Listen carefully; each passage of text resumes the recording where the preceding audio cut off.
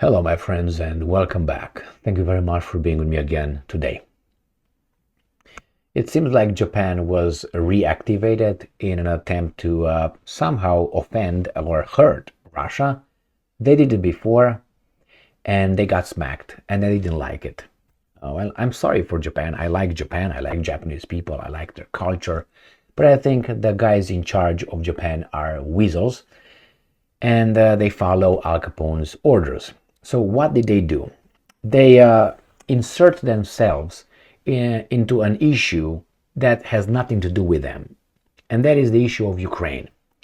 Many countries, the weasel countries, the vassal states of Al Capone, inserted themselves into the conflict in Ukraine, created and promoted by forces. And Japan and other countries from the other side of the globe got also involved. They were concerned, and they, started, joined the frenzy. South Korea as well, Australia, New Zealand, countries that are on the other side of the globe, thought that it's important for them to chip in. I think they were activated by Al Capone, obviously. If it's not obviously, will be obviously obvious when you realize that, at least in the Japan's case, they are still under occupation. Al Capone's occupation since 1945. Why? They have American troops on their territory, and kind of like they dictate what's going on over there politically. Remember, Japan's constitution was also written under, or at least was created under, the direct supervision of the Americans. So when the Japanese government was allowed to write the constitution after 1945, every time they wrote it, they have to show it to the Americans, and the Americans look over and say, no, that's not good enough. And you know what's interesting? The Americans did not allow them to, they didn't give them the Second Amendment, the right to bear, carry, and own guns, for some peculiar reason. But hey, we are good, our constitution is the best, but you can't have what we have. All right, nevertheless, Japan imposed some sanctions on Russia at the beginning. Last year, last time I think when I heard that, it was until about August 2022, when the Japanese started doing this, doing that. Then the Russians, okay, click, click, click. Japan still buys Russian oil, if I remember correctly, right? Or gas, both. But anyway, they were reactivated now after, I think, more than a year, and they will sanction Russia. Well, let's see what they do. And Russia will smack them back. And again, Japanese, unlike the way they used to be, they're going to start complaining and crying. Not like a samurai. They will disgrace themselves. That's the word. Disgrace. The new voice of Ukraine, December 15th, 2023. Japan escalates pressure on Russia with stringent sanctions. Targets 60 international companies. Do you think that Japan just decided doing that because just wanted? Why do you think they did it? Didn't the Japanese government, the guys in the government, got together and said, all right, man, it's time for the sanctions.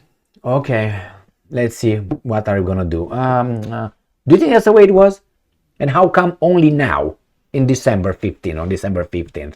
Why not, I don't know, in August or June or May? This is, how come they just realized now that they will sanction 60 international companies? Why didn't they do it, let's say, in March 2022? Right there, very upset about the Russian unprovoked invasion of Ukraine, and right there, they do everything, all or nothing. Harakiri, seppuku. No. Someone said, you gotta do this, we're in deep shit. And the Japanese were like, shit again, we're gonna do this. Why? Because this is gonna trigger a consequence coming from the Russians. And the Russians are gonna fuck them up again. And these guys are gonna cry again and gonna say, you can't do this. That's what they did. When the Russians did hit them back, smack them back, you can't do this. This is like an infantile mentality. What do you expect? You raise your... You're going to be... Anyway, here it is. Let's read what's going on here. Japan announced an extension of sanctions in response to Russia's conflict with Ukraine on December 15th, adding several companies and other organizations from Russia and other countries to the list. News agency France 24 reported. The sanctions target 57 organizations in Russia and 6 in other countries, including the United Arab Emirates, Armenia, Syria, and Uzbekistan. Now that's interesting here with Armenia. Very interesting. Very interesting. United Arab Emirates, you screw yourselves little by little. You don't care about Syria because United States of America takes that oil, so you don't have to bother with that. Uzbekistan is going to be passing, right? The new sanctions will take effect on December 22nd for Russian organizations and December 27th for companies in other countries. In total, Japan has already imposed sanctions on 494 Russian, 27 Belarusian, and 6 organizations in other countries. Additionally, Japan has previously frozen assets, that's what previously I was talking about, of Russian citizens and banned the export of goods to Russian military organizations, as well as the export of construction and engineering services. And then the Russians smack them. EU leaders also agreed to the 12th package, that's true, of sanctions against Russia on December 14th. The European Union will also attempt to coordinate another package of sanctions against Russia by the second anniversary for the full-scale invasion, unprovoked, you forgot that word, of Ukraine. So it was like an order. EU leaders, they lead. 12 package sanctions. On the 15th, these guys wake up with a boner. Right here, Japanese. Okay, all right. What can you do, man? The head of the EU diplomacy, Joseph Borrell, not very smart, along with the European Commission, presented proposals. Okay, on December 6th, the G7 state leaders approved the expansion of Russian sanctions and the imposition of a ban on the import of diamonds from Russia starting in January of the next year. So you see, these things are coordinated. Do you think they just look at one another and say, oh, they started some sanctions, Jigurto, okay, we're going to do it. Okay, Miyamoto, we're going to do this one. And so, do you think that's the way it was? No. It was a coordinated thing. You do this, and you do this, and you do this, which comes again to show us who is who and what is what. Russia is fighting about 40 countries out of 195, 193, depends how you want to look at it. So there is not even a quarter of the world community that wages war against Russia, and they still cannot destroy it. What does that tell you? It tells you Russia is strong and these guys are weak, or Russia is stronger and these guys are strong. For 2 years. And then it will not stop.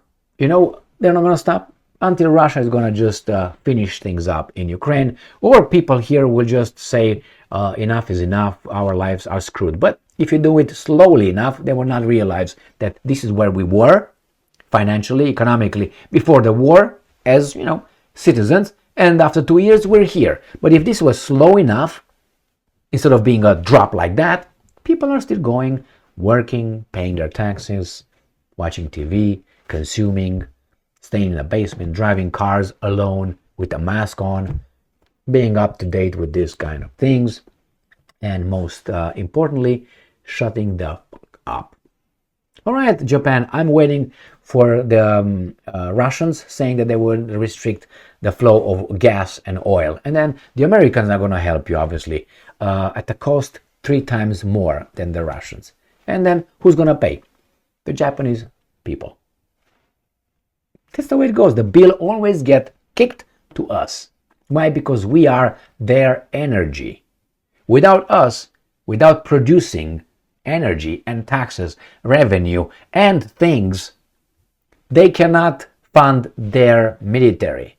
Not being able to fund their military, they cannot go and impose forcefully something in other countries to promote their economic interest. There, it's a few. There are people over there.